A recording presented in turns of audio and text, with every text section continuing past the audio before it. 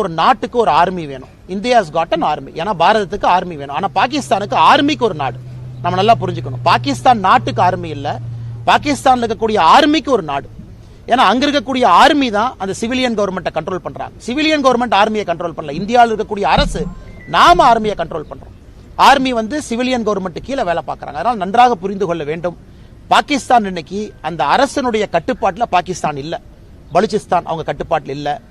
பாக் occupied Kashmir என்ன பிடிச்சி வச்சிருக்காங்களோ அவங்க கட்டுப்பாட்டில் இல்ல. பாகிஸ்தான் நேத்து international monetary fund IMF $1 billion கடன் வாங்கி தான் வண்டியே ஓட்டுறாங்க.